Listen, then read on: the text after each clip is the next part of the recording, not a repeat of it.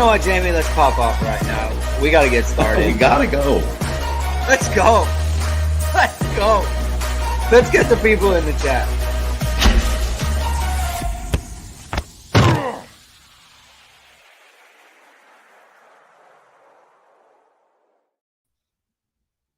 Hello, everyone, and welcome to Hit and Hustle from IrishSportsDaily.com. I'm your host, Greg Flamong, and with me, as always, is Jamie Uwayama, Mr. Jamie University. It is Thursday, August 24th. We are 2 days away from Notre Dame kicking off against Navy in Week 0. Why do they call it Week 0, Jamie? I have no idea, but that's what they're calling it. Know. Could just call it Week 1. You could just, do that when the weeks start when the games start. But we're calling it Week 0. So we're going to be talking about that. We're going to be previewing Notre Dame's offense versus their defense, Navy's offense versus Notre Dame's defense, and all those things. We're going to give a prediction and probably I don't know how this leads into the season. So thank you, everyone, for tuning in. If this is your first time catching our show and you haven't done so before, please hit the like. Please hit subscribe. Please hit the notification bell so you know we're going live. We've had Tyler Hack. He missed a show, Jamie, because he didn't have the notification bell on. He didn't know we were going live. So you don't want it to happen. You don't want that to happen to you. So please do that. If you like the audio format instead, links to our podcast are in the description below. And before we get started, I want to talk to everyone about our title sponsors, ESQ Clothing. And if you're looking to upgrade your wardrobe and your dress shirt game, head over to esqclothing.com and check out Ga Wang's custom bamboo dress shirts. It's the most comfortable dress shirt you'll ever put on. Machine washable, odor resistant, wrinkle resistant, has stretch, breathable, and it's light and airy. You're never going to want to take it off. Everyone knows how it is. You wear a dress shirt to work, you get home, you can't wait to take it off because they're not very comfortable. That is not the problem with this shirt. And since it's machine washable, you're saving on dry cleaning. So essentially the shirt pays for itself in that sense. So head over to esqclothing.com, upgrade your shirt game. Just so everyone knows, Jamie has acquired his son's illness. Jamie's dealing with a little bit of a cold. We're hitting and hustling again. So thank you for being here, Jamie. Really appreciate it. How are you doing otherwise? I'm doing great otherwise, other than that. Yeah, I mean, call me Zeke Carell. I'm out here. I'm ready to go. Gamer. Jamie's a gamer. Jamie's a gamer. He's not going to let anything stop him from previewing this game. CFB Hurts is game time fools. Zach Davis says we're back, and Rajon says hello. So hello to Rajon there. So just a couple of things. Listen to the press conferences. Chris Tyree is making the switch to number 4. He, for a reason that I thought, so I guess he's going to be the main punt returner. And he's number 2. And I assume DJ Brown is also on punt return. So he's going to, they can't have 2 number 2s. Just ask Pitt. Can't do that. So, he's got to put on number 4. That was the number he wore in high school. So when you see a number 4 running out there for Notre Dame, that's Chris Tyree. And so that's just a little thing there. My parents are in Ireland, Jamie. They are on site. Oh, they're there. Yes, my dad and my mom, they're there. They made the trip. My mom has been super fired up about this. So my dad, people may know, I may have brought it up on other pods, maybe not this one, but my dad is Dutch. He was born in Holland, and his family came over when he was 6. So he hasn't been back to the Netherlands since then. Wow, so really? they are, yes. So they are in Ireland now. They're going to catch the game, and then they're going to stay out for another week, and he's going to go back to the motherland. So very exciting. My dad will probably watch this. So it was a long journey. They are literally like running through the airport to catch connectors. And they're no longer spring chickens, Jamie. You gotta picking them up and put them down. So hope they're having a good time. But let's get into the game, Jamie. Navy, they are got a new head coach, Brian Newberry, not new to the program. He was the defensive coordinator. He's been since 2019. They have a new offensive coordinator from Kennesaw State, and still running the option, a little bit variation, and Jamie will get into that. But they aren't fully settled at quarterback. They got 2 quarterbacks. that they are going to go run out there, which generally, in my opinion, doesn't bode well for Navy in week one. Usually when they've got the incumbent and that incumbent's been around, that's when you see a stronger Navy team in week one. That's not the case this year. So, that bodes well for Notre Dame's chances, I would say, even more so given the talent gap there. But before we get into, offense, defense, and that sort of thing, Jamie, what is your overall impression of this game? Heading into it, how are you feeling about it? I mean, I think you feel pretty good about Notre Dame's team coming into it. The fact that Zeke Correll, that's what Marcus Freeman confirmed today, that Zeke Correll has been practicing. He's going to be ready to go in this game. Really, the only guy who was maybe in question was Eli Reardon. I think most people kind of figured he wasn't going to be quite ready yet, and he's not. So, but it sounds like, pretty soon, maybe even as soon as next week. But my guess is they probably don't need to push against Tennessee State. So right. They can wait till he's completely ready. But Notre Dame's come into the game pretty healthy. I like Notre Dame's team this year.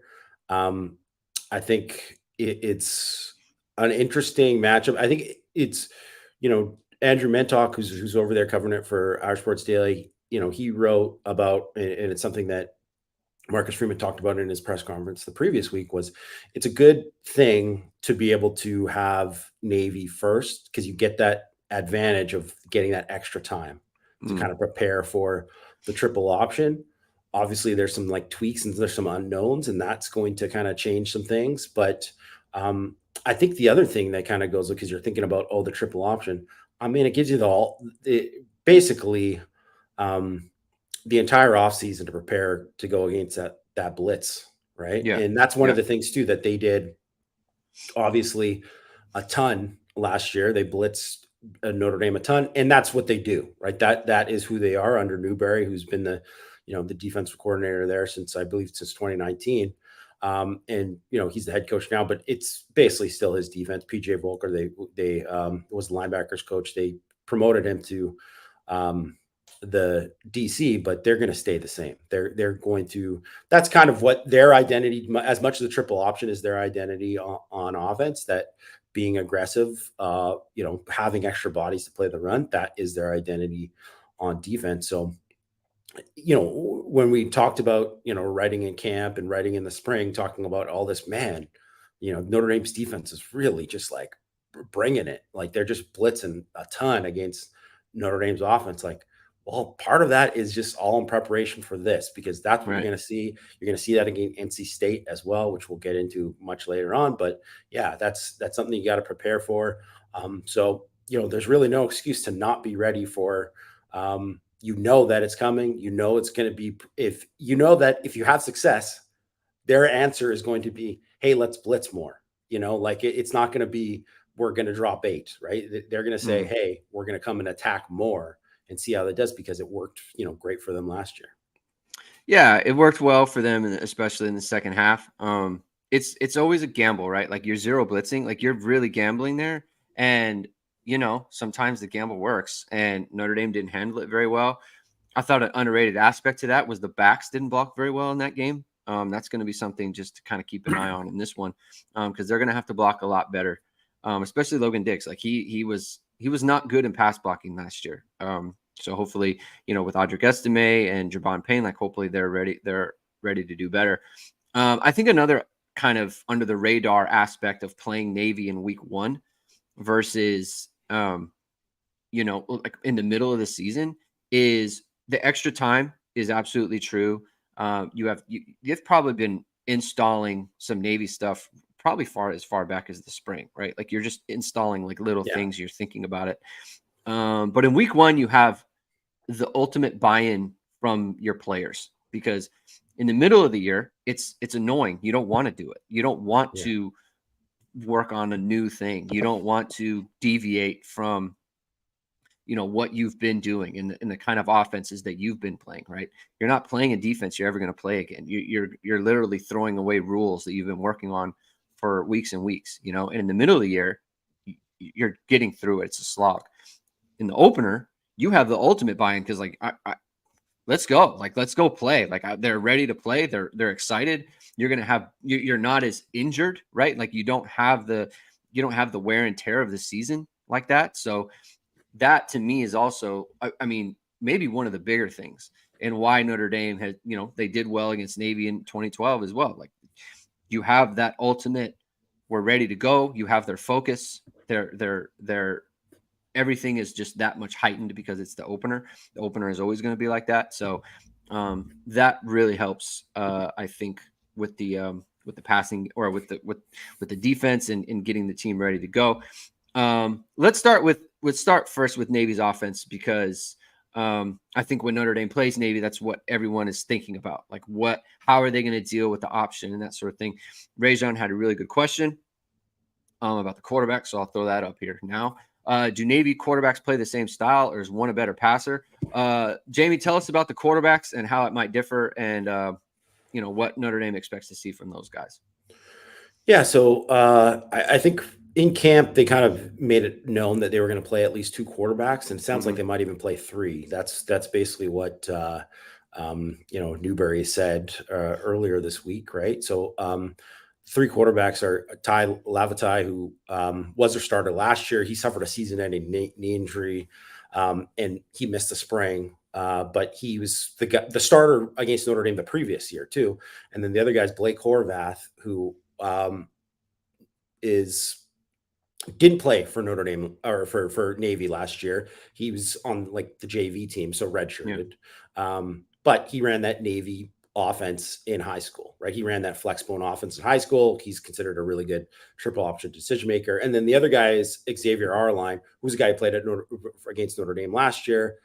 He is, and I guess I'll get into the differences now. Well, Arline is the most explosive runner out of them all, right? Like he's the guy who he's had 5 runs of 20 plus yards. He only attempted 11 passes. He's not a guy was a good passer, considered a good passer. I think he completed one, deep against Notre Dame, but that was like about it really for his success. He didn't have a lot of success. He's a lacrosse player as well, plays on Navy's lacrosse team, 5'9", 176, just like a kind of a guy who kind of fits in he's not Malcolm Perry, but he fits in that mold, right? Of that kind of guy. And then Lavatai, 6'2", 221. He's like more of a short yardage, good decision maker guy. Not a good passer either, but 43% last year, but completed 2/3 of his passes that were the short passing game, which is some of the stuff that they plan on doing more of this year. So he's probably the best passer out of them all. So Horvath, unless they're totally lying about it, like quarterback coach Ivan Jaspers, who was the offensive coordinator previously under Ken Niumatalolo for years, he basically said that Horvath did a really good job decision-making, but he is developing as a passer. And, in high school too, he only completed 40% of his passes in high school, in his senior year of high school. So not considered a super accurate guy. I think the one big change though is that there are, last year and years ahead, basically everything was a deep shot. It's like, oh, we're trying to get you, like, oh, we got you. Now we're going to take a shot over the field. And if you look at their ADOT, right, their average depth of target, it was huge, right? It was huge for all of those guys. And really, like, now it's going to go down. They'll still take those shots, right? But they plan on doing more of the short passing game. They've talked about like RPOs.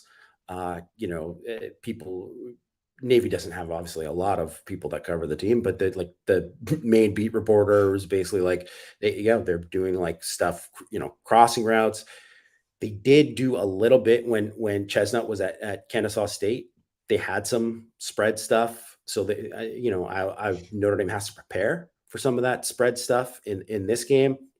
And it just sounds like overall that they have to just be ready for, they're still got to prepare for the flex bone triple option like they always do.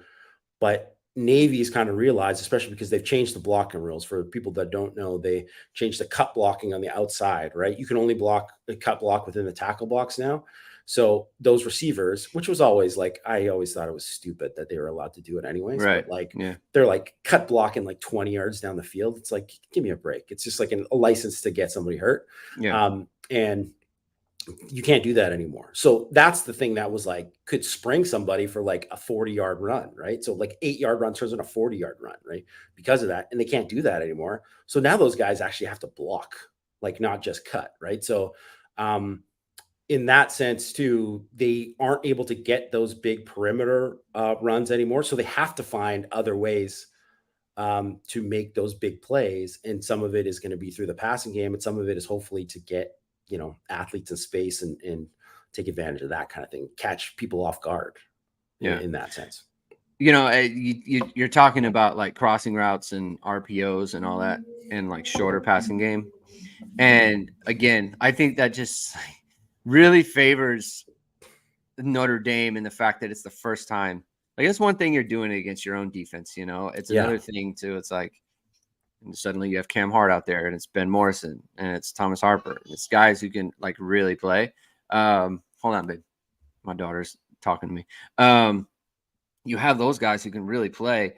Okay, hold on, sweetie. You can you have those guys. You're prepared to do it against your team, but when you have live bullets like that, yeah, babe, you can have that water. When you have live bullets like that, it's just a little bit different. And I think that really favors Notre Dame. I think there's going to be some balls in the air, like really like good interception opportunities for them. The safeties, Xavier Watts, like this could be a big game for him and from that point of view. And I think that all just kind of goes into just what I think is it's like such a huge advantage for Notre Dame. The 3 quarterbacks they're talking about, everything about the option. And that sounds terrible to me. That sounds like a horrible idea to me. Yeah, it's just like, and even if they don't do that, it's like, remember I was talking about Notre Dame with guard. Like you need continuity there, and everything with the option is precision and it's timing and ball handling. The ball handling is like so important. You want the same person doing it over and over again. It's just going to take them time. So I just think that like this is a really bad first game for Navy. It really is, given where they are with their team. But, like they are doing new things, like you said, and it can be a situation where they find something and it takes Notre Dame a couple of drives to kind of game it out. Just figure it out. Yeah. Just like, hey, we need to do this. They're doing this to us. We need to do this. Personnel wise. Yeah. That can always be the case with them. And so I guess given all that, Rob Wozniak is asking, should we kick or receive in this game? My first initial reaction is always defer. Always defer. So I'm a defer guy. Like I'm always a defer guy. In my opinion, it's better to receive the ball when you have more information. Yeah. And you're either extending or cutting down on a lead, right? And so like you want to have that. And I think that with Navy having this uncertainty with their offense, like I do think it kind of does lend itself to let's go ahead and let them have the ball first and then hit the ground running. But Zach Davis says it's true. Got to receive. If the first thing I watch all year is a 9-minute touchdown drive, I don't know what I do. And that's true. Like that does sit there. And especially with these new rules where the clock doesn't stop on a first down, it's just running and running and running. I could see. So, but I'm more of a defer guy myself. Any other thoughts on that? Yeah. Okay. So I think there's this scenario. This is Navy's best case scenario, right? Yeah. Navy's best case scenario is that there's two best case scenarios for them, right? So I guess good scenarios for them, not best case. So 2 good scenarios. One is they were totally lying about all of the stuff that they were going to do with the passing game. They're just coming out and they're just running flex bone, and Notre Dame wasted time preparing for that kind of stuff. And they're going to like, hey, guess what? We're coming out and we're just going to do this, right? They're just gamesmanship, playing all that kind of stuff. They're settled in. They're just doing it at a high level. And and then they do it really well, and they have that 9-minute drive or whatever that he said. That's one scenario. The other scenario, and then yes, always bugged me too, Ebenezer. Great Ric Flair pick too. Yeah. So the other scenario is that they catch Notre Dame because they have some things that it's just like there's these wrinkles, and it's just one of these things. It's, when if you see some formation, you see some play that you haven't seen the whole time, you can get beat on that. It happens all the time, right? Sometimes you got to be an athlete and play, but just some kind of thing where someone gets picked or whatever, and all of a sudden some guy gets a bunch of open space and a big play happens. That happens, right? And especially can happen early on when they're like scripting some stuff at the beginning of a game, right? So, that's their kind of best case scenarios. They get these kind of things, and they're like catching Notre Dame, and Notre Dame is like playing catch up at the beginning and trying to do this. Probably the most realistic scenario goes back to what you said, Greg. They were master of triple option, right? That was their thing. Now they're trying to be more jack of all trades. You're just not going to be able to practice and do that thing, especially with the 3 quarterbacks. Yeah. So all of a sudden they go from probably doing like barely any 7-on-7 to, okay, now we got to do this. We got to work on this now, and we got to work on these routes, and we got to do this and that. And it's nice to do in practice when you're doing this against air, or you're doing it against your scout team, or you're doing it against Navy's defense. By the way, 131st in EPA per pass last year. The deep pass defense was crap, right? Yeah. So Notre Dame, by the way, opponent adjusted. So this is our buddy Parker Fleming, who does a fantastic job, Stats of War on Twitter, put out his thing, and he's updating his EPA stuff, so it's not just raw data now. He's doing opponent adjusted. Notre Dame's pass defense last year 4th in EPA per pass. Yeah, pretty good, and Would take. And I think they're better this year. So you're adding stuff that's going to go into Notre Dame's strength. You probably aren't going to execute. You're not going to execute it as well as most teams. You don't have guys who have been historically accurate passers, and you don't even really know how well a lot of these guys can catch the ball and do stuff in traffic and all of these kind of things. And they have some speed. They do have some slot backs with some speed that I think are potentially dangerous, that if they do, catch Notre Dame, it's like, oh, that could turn into a big play. They have that on the roster, but it's like, how good are they going to be coming out in week 1 executing this when they have like the 3 quarterbacks, like you said, they haven't put all the time into whatever. You can only get so much better during camp. Yeah. So, I mean, there's a chance their offense stinks. And like that, and I would say it probably leans towards, at the beginning of the year, at least, they're talking about how, oh, we're going to come out better than we have in recent years. I mean, when you're just changing a lot of things, it rarely looks really good from the go, especially when you're playing against a better opponent. So I don't know, like I'm not saying it's going to be like a shutout like that, whatever, but I think once it settles into the game, I think they're going to have a really tough time moving the ball on Notre Dame once the game gets going. That's my opinion. And like, it's one thing to be in between quarterbacks when you're like Alabama, when you already have a built-in talent advantage. So then that's kind of negated. Like you don't know who your quarterback is as the worst team. Like that reeks to me as like, you don't really know who you are. You don't know what your strongest plays are, like they're just not sure. And like, it's probably for them in the long term, it's a good thing, right? It could be to their benefit, but in the short term, it's not.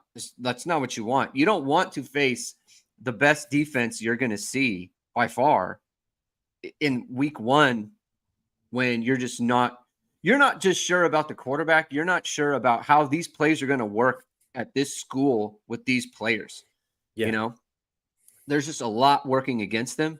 And I would be very disappointed if Notre Dame was not completely prepared for whatever they're going to see. You know, like, Marcus Well, I think Freeman. some of the stuff, I think, you know what I mean? Like passing wise, I think it's just natural that all of a sudden they're running some like crazy wheel route off the thing. And just, it's first game mistakes happen. So it's like, I think they could catch them once or twice. Oh, That no. is possible. Yeah. I just mean like the whole thing looks like a tire fire. Yeah, we've seen that's in not other bad, years yeah. against Navy and stuff. Yeah, like I don't mean like like you said, any team can run a play that you haven't seen, and it's like, oh, that's okay. Any team can do that. I'm talking about just like fundamentally, like, hey, they keep running this, and Notre Dame cannot adjust. Yeah. And it's like, and then there's an adjustment to that, and then they catch Notre Dame basically on their heels all the time. Like, I would be very disappointed by that. Oh, I don't think that's happening. Yeah. I don't think it happened, but I'm just saying it should. It really should not. So it's just I think Notre Dame should be able to handle them offensively. I think all of the intangibles of this game are in Notre Dame's favor on this side of the ball. And so it should be the most favorable conditions Notre Dame could have. Aside from, I guess it would be better if they had actually seen this offense before they knew what Navy was doing, but that would also be the Navy's advantage too. So I guess that's kind of a wash. Looking at the other side of the ball, Jamie, everyone's talking about the blitz, rightly so. Gave Notre Dame a lot of problems last year. We talked about it in the post game. The blitz, the way that they were blitzing, will always work and will always be let off the hook if you're not going to take what that blitz is giving you. Yeah. Which is all the short stuff. They just refused to say they're sending everyone and they're playing their corners off. We'll just throw it short and let players make plays. Free access. Free access. It's called free access for a reason. It's free.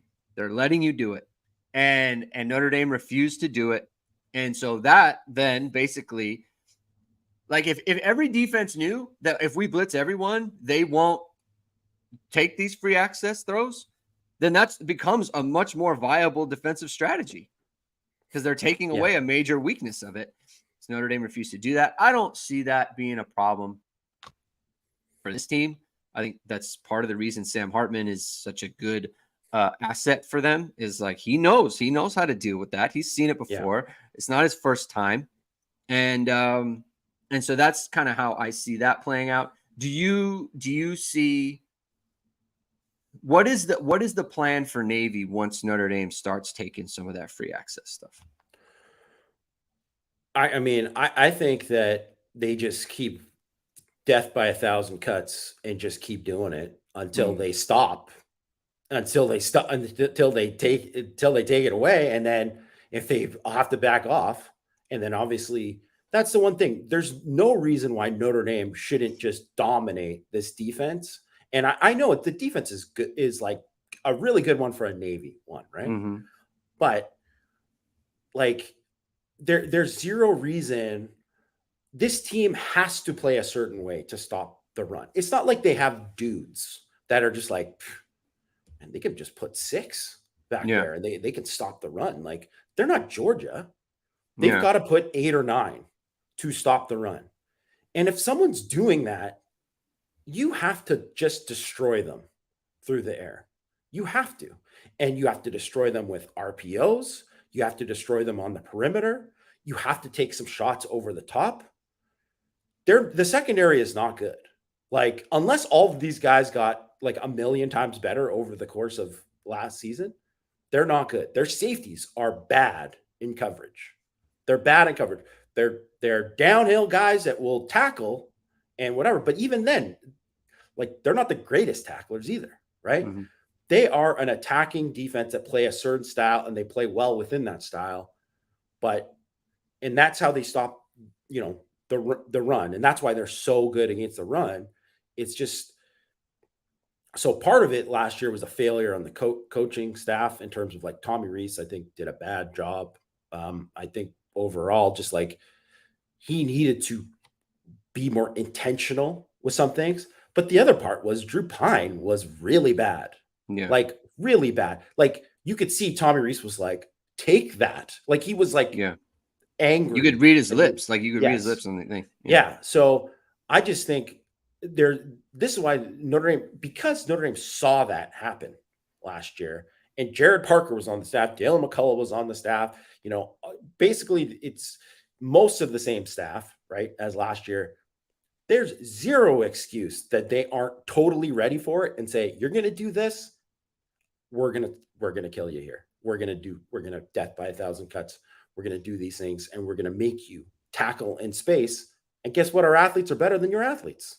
And that's how it has to be, right? How it has to be. I just don't see also too, like tempo. That's how they can't creep up to the line, whatever. Because if you want to do that, like you got to play tempo. You got to play tempo. You got to do this. And I know that's like, I think part of it, and you know what too, I don't want to say like Marcus Freeman. I don't want to take total blame away from him too. Because I bet he probably thought, I mean, we got 35 points on him. Like, let's run the ball and get out of here. Right. But you can't think that way when this team only plays that way. That's their style. So you can't, that's why this game, Audric Esteme might only have 10 carries. Like that could happen in the game. But that's just based on what they're giving you. So you can't run into it when you're doing that. You can't be like, there's a reason they were like the best first down rush defense. It's because they were like, we're taking away the run on first down. Mm-hmm. And teams just come up and they're like, regular 1st and 10, inside zone or duo. It's like, no, you can't, because that's what they want you to do. They know you want to run inside duo. They know you want to get 4 or 5 yards on first down. And they're saying, no, we're not going to give it to you. So you have to take what they give you. And that's really what it comes down to. And that's why I think, like, if I was going to, if you were going to bet on, I don't know. I haven't looked at it or whatever. I don't know what the over under on Sam Hartman passing yards in this game, but I would say probably take the over, because he's going to throw for 300. And they're going to, they're going to throw the ball a lot, because until Navy just decides like, oh God, we can't do this anymore. But they didn't decide that. They like doubled down on it last year, right? So 17 of the 18 snaps on defense before kneel downs, they blitzed last year in the second half. I mean, and why wouldn't they? They basically had, it was like 38.9% havoc rate in that thing.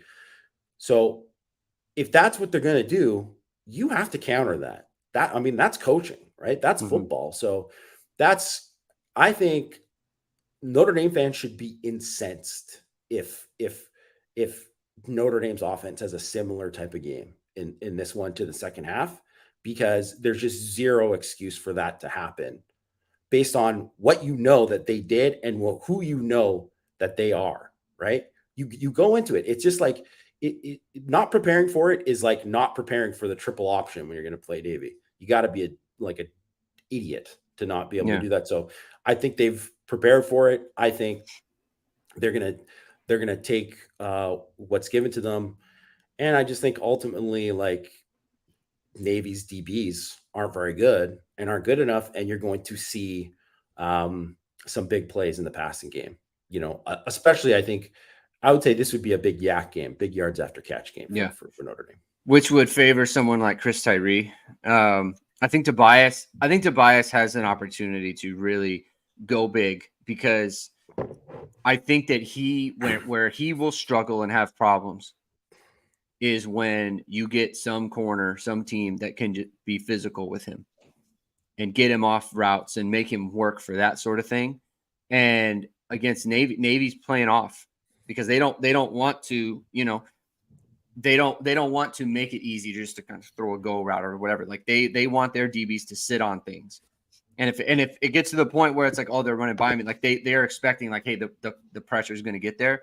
But I think for Tobias, like if he is able to run at a defender, like we said, free access, like if he's given clean releases all the time, that's going to be to his benefit. He's very difficult to cover from an off position for a DB who isn't fully giving ground, right? Because when you're in zero, you can't just pedal. Like you do have to sit a little bit. You do have to be patient. That just like very much favors Tobias in that situation.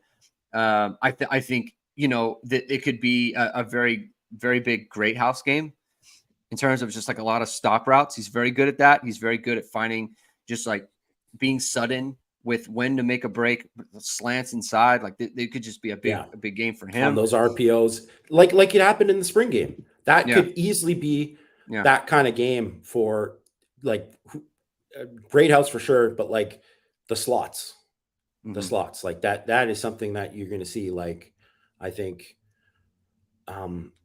because if they're going to overcommit, you have to burn them there. You just have to.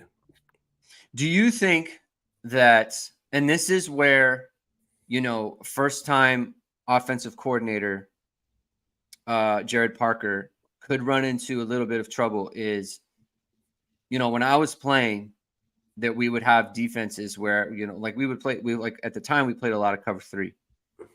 And so that meant corners are, basically you have to stay on top of the receiver every time. Yeah. And the corners were always saying like, well, they have this 5-yard out, 5-7 yard out, like whenever they want it. What do we do if they keep throwing it down the field? And our defensive coordinator was like, they never do. They never do it. They get impatient. They'll get you a couple times, right? And we'll give up a couple first downs, but eventually they're going to stop because they hate doing it. And so it's a question, not just on the shorter stuff on passing, but also in the running game. Like, is Jared Parker, and I guess it's just an open question because we don't know. Yeah. Is Jared Parker disciplined enough to say, you know what? They keep sending this defense. Like we cannot stubbornly try to run on them and bog down the offense, and get into 3rd and longs. And then, a lot of the shorter stuff is taken away because you got to get further down the field. Like, do you think that will be an issue for him? Are you concerned about that? Like, that is a way where I could see things getting off track. Like I could see getting, moving the ball. And then you get to like, I don't know, 30-yard line, 20-yard line. And then things kind of stop and they get a little impatient. And it's like, okay, actually we want to force the run here. Navy should not be able to stop us from what we want to do. Like if we want to run it, we'll run it. And they start putting a bunch of tight ends on the field, like that sort of thing. Like that is, do you have a concern about that? Because that's something that I could see. Like if this starts to get a little nervous for Notre Dame, I could see it happening in that kind of way where they just get impatient on offense. I think it's just one of those things that it really is kind of impossible to say until we see it. But everything that he said makes me believe that he's a guy that is, pretty sharp. And also a guy who's like realizes that you got to do what it takes to win that week, right? And like you have to you have to adjust your game plan to what what the defense is giving you and what you're seeing, right? So and I also too, like, it'd be one thing to be like, it'd be one thing if he was like, here's this new offensive coordinator we don't know anything about. He wasn't on staff for the Navy game last year. Yeah. But it's like, even because there's no way that he or anyone who was on the staff went through that and was like, hey, this is great. Like everyone was like, this is horrible. I mean, I've talked to Notre Dame fans who've said that was one of the worst halves of football that they've experienced as a Notre Dame fan, and they've certainly been blown out, and they've had some, Michigan 2019 and Yeah. some, Miami, 2017, like they've had some pretty ugly games here, but just for a pure half of football, of frustrating football, I think they averaged like 0.9 like yards per play. Like it was ugly. It was like ugly. one first down. Yeah. So that's the main thing where I just can't see it. And also it's also why I wrote about in 6 thoughts that I'm like, you're going to learn, you don't learn everything about the offense, and you don't learn everything about Jared Parker in this one game, right? Like people do this. They you could easily go back to just say like Michigan 2014, Brian Van Gorder. Wow, the defense. Look at this defense. Wow, just attacking and sacks, and just like he's doing the, fist pumps on the sidelines, and people were just, that GIF was like in rotation for a while. Like people just loved it, right? Yeah. And that was not the Brian Van Gorder experience, right? So you can't take just one game and just listen, and that's what you're going to get, right? So that's one thing to learn, that you're not going to get that. But the other thing is that when something like this happens and you're playing a defense or that has this very specific style, and they beat you in a way last year that if they came out, and I don't expect them to be like passive. So if they come out and be aggressive again, and then they do something similar to you, that is 1000% on the coaches. And that would be just a monumental indictment of Parker and then the staff in general. Right. So that's why I just don't see that happening at all, because I just think not to say that there aren't going to be things that are challenges in the game, or they might do some things different. They're obviously not going to run the exact same pressures. Right. They're going to do things different in coverage. It's not going to look exactly the same, but it's like you're preparing for a certain amount of like, hey, guess what? 60% of the time they're going to blitz. Like that's just, you're preparing for that, and you have no excuse not to be ready, right? You just have no excuse. Yeah. I don't want to, I guess I don't know if we want to step on our predictions, right? Should we do that? What do you think? I think we can, whatever. Okay. Well, what is your prediction then for this game? I think I said 45-17. Okay. I think that's what it was. Obviously for Notre Dame. Yeah. I picked the 17 mostly because, they're going to have, Navy always will catch you in a drive where it's like, either Notre Dame's got the wrong personnel out there, and it's like, they're just going to hit you and hit you and hit you, like until you make an adjustment, and then that gets them points, right? So they're bound to do that. And then also too, like they might catch Notre Dame with something, right? They might catch Notre Dame with something. And then Brandon says under 50 would be very disappointing. You got to realize you only get so many possessions. You only get so many possessions of the game, right? So, they score 7 touchdowns. I think the way that we're thinking of offense. I think the way you get to 50 is just like defensive stuff, like the Stephon Tuitt thing. Yeah. This is a perfect example. Like Notre Dame put up 50 in that game, but they had a defensive touchdown. So I think that is kind of where it comes. I do think there could be a ton of like balls on the ground, especially for Navy, like getting really loose with the ball. I'm kind of the mind that so I predicted 37-10. I think they're going to be up a lot in the first half. And it's going to be one of those things where it's like, okay, and it won't be it'll be I guess last year was 35-10. I think it'll be, I guess sort of similar to that.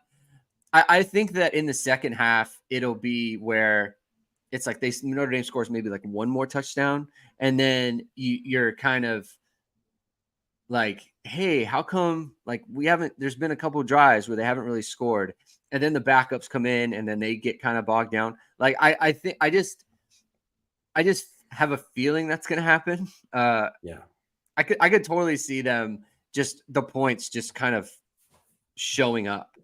That is very easy for me to see. Again, I could see like a 3-4 turnover game from Navy, one of those coming back. And that doesn't, get into like the kicking game or special teams or whatever. It's hard to like predict a special teams touchdown of some kind. Like maybe they block a punt again. So that's all. I guess on the main point, I don't see this being close. I think Navy's going to be. I think there's a very good chance Navy's just kind of a mess. So I think that'll be. I think that's going to carry the day. I do have a question. I guess it's sort of related.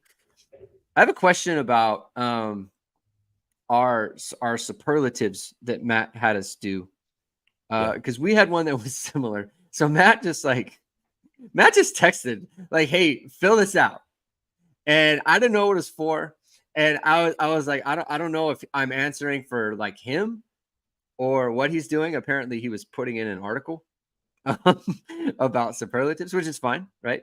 We didn't talk about it, but surprise game wrecker. We both put Josh Burnham. Why did you put Josh Burnham? I put him because the fact that he was on the depth chart at both ends. Yeah. So it's like, to me, that's like, oh, we're just letting you know he's just not. This just isn't his name on the depth chart. Like, right. He's in the rotation. Yeah. Like, so that was part of it.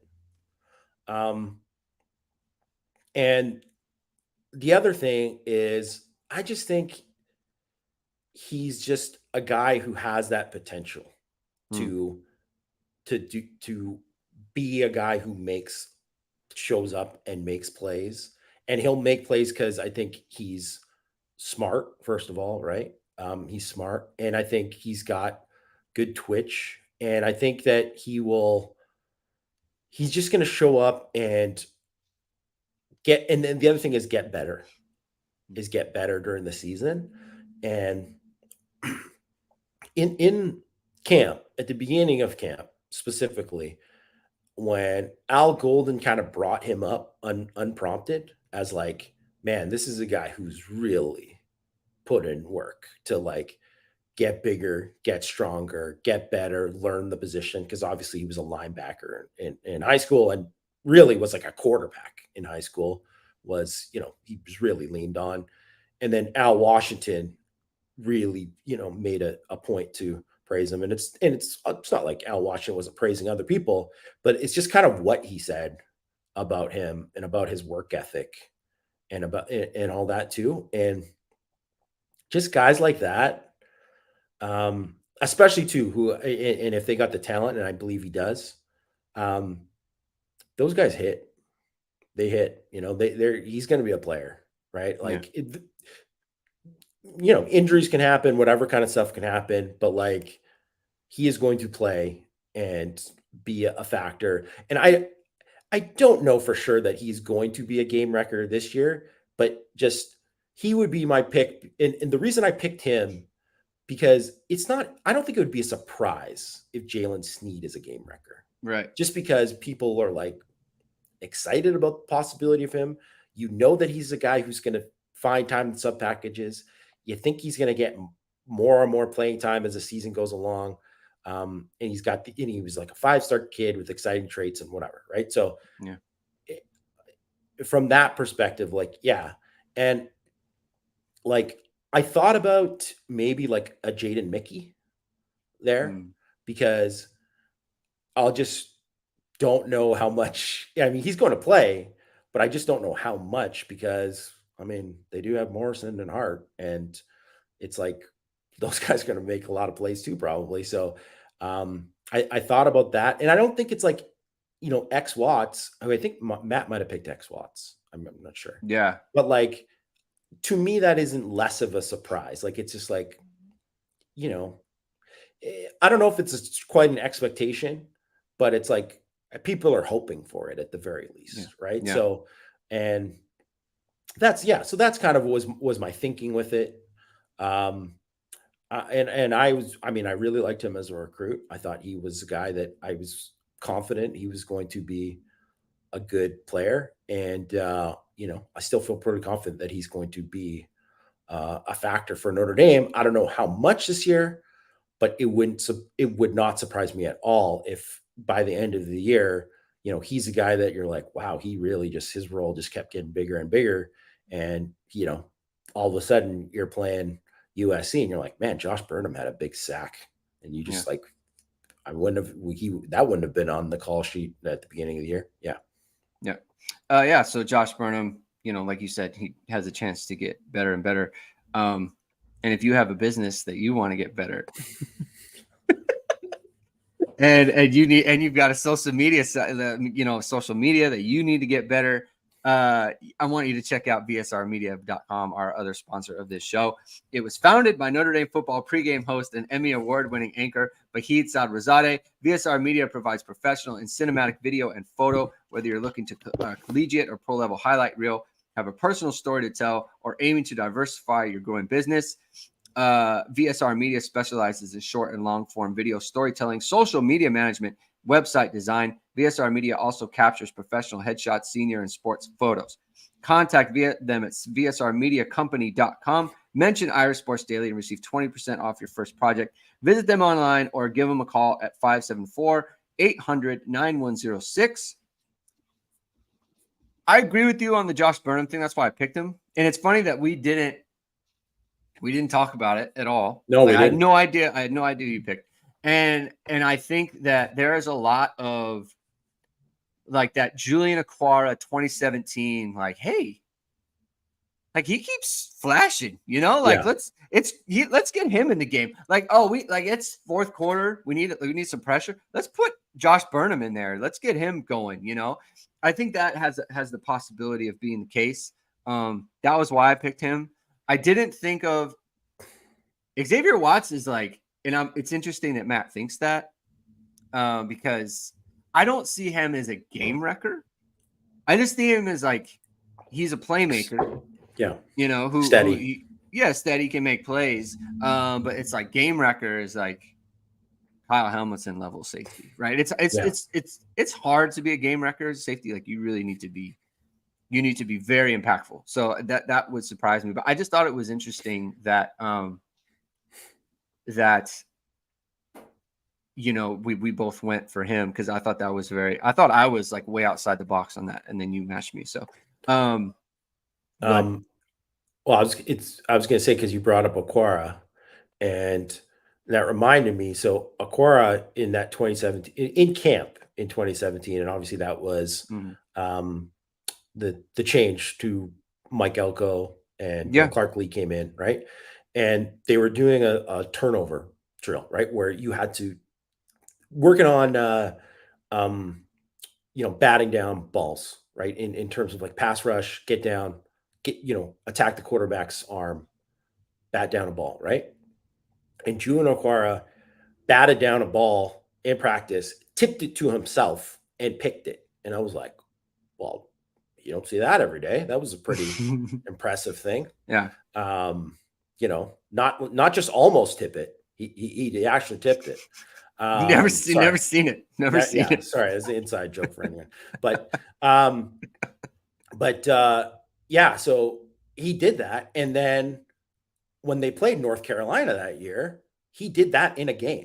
Yes. Yeah. Like, as Kevin mentioned, he did that. Like, so that was like, yeah, I'm like, that is a special kind of play. Even if you just see it in a drill, like that is a special kind of play.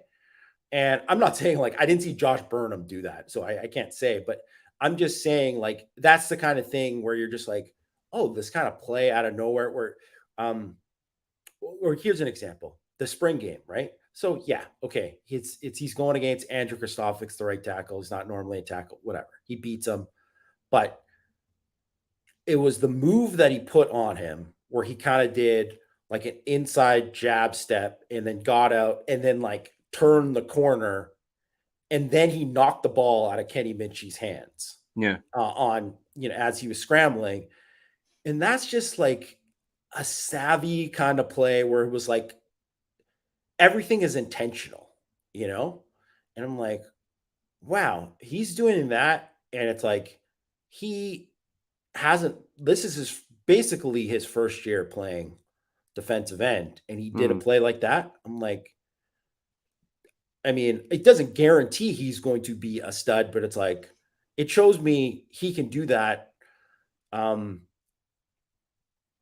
not many others can. So, so that is the kind of thing where I was like, I think you could see something like that from Burnham this year, where you're like, man, and all of a sudden, like Jack Collinsworth's going to be like Josh Burnham, like holy, I never respected that. Like that is something that could happen. So yeah, Rob liked that Jack Collinsworth impersonation right there. Yeah. What was your season prediction? Well, I mean, I had it. I think, did we talk about it on here before? But I can't remember if we did. I can't remember. But I wrote it in 6 thoughts last week. So did change from it's 11-1. That's right. 11, I think we did talk about it. That's right. 11-1. I went into camp leaning 10-2. And I think I'm going to go, 11-1. Obviously, a lot of stuff could change. There a million things happen, right? Guys get injured, whatever.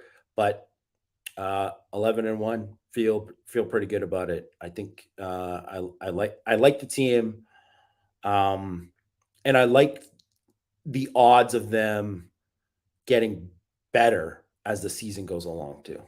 Yeah.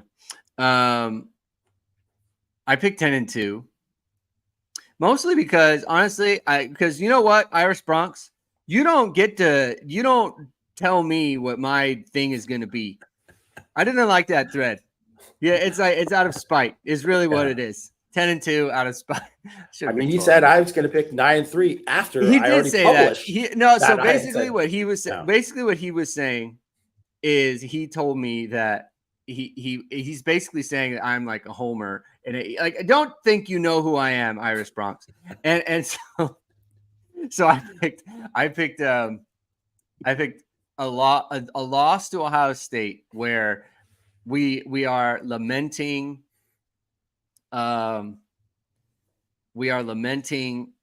like opportunity missed, basically. Like Notre Dame, you feel like they might have even been the better team, and they just didn't win the game. And so it was I picked the second loss against Louisville. It has nothing to do with Louisville. I don't think they're good. I don't think Jeff Brom is good. I think Jack Plummer stinks. But like, I don't know. It's hard to pick losses. I didn't want it to be Pitt, and I didn't want it to be Wake.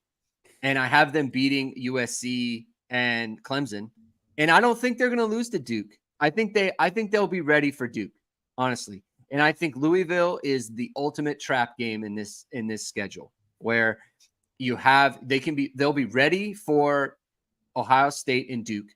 And then in between Louisville, or in between Duke and USC, is Louisville. And it's on the road. And it's like they're going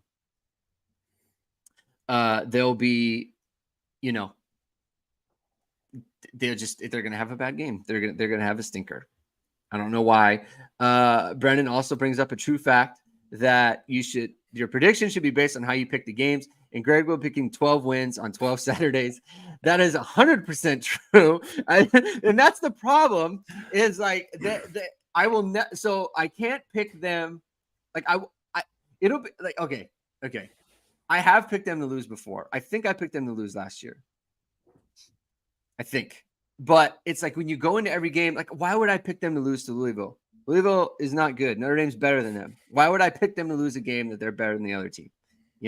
So that's kind of how I view it. But whatever. I put 10-2 down because I don't want Irish Bronx to be right. So don't try to go picking me. So that's what I think about that. CMAC, good stat there on Dabo with the 18-1 or Dabo hosting night games versus ranked teams. That is a good. I mean, that's a pretty good record there, right? Well, they did lose one. And Zach Davis, my name is right on the screen. you misspell it, like it is right there for you, man. This happens a lot. I think at this point he's doing it just to make. This happens a lot. But I will say that a lot of those were like Trevor Lawrence and Deshaun Watson games. True, so they're good. That's that. Also, no longer Brent Venables. No longer. I think he won that. You're all good. I'm just no longer stealing the plays from the opposing team. Yeah, I heard that was like Wes Goodwin's like main thing. He's like very good. He's very good at stealing signs. That's probably what hurt them so much because he's on the sidelines now. Maybe he'll be up in the booth this year. I don't know. Yeah. But I don't know. It's like one of those things where like, yeah, I mean, whatever. Spoiler alert for my predictions. I'm picking them to beat Clemson in late in the year, but I don't know. Cade Klubnik, maybe I was not impressed with his freshman year, but maybe he's fantastic this year with Garrett Riley. Maybe their receivers finally look a lot more like T. Higgins and Justin Ross, and they have that, right? So that is something that could happen, right? Maybe their O-line, which I don't think is going to be good, maybe it ends up being really good, right? Yeah. Or, remember last year they were riding high. They thought they were going to whoop Notre Dame and they got whooped, right? So you just never know. They're going to obviously be super motivated in that game. And we'll have to see what Notre Dame's record is at that point in the year. I will say about the Ohio State game.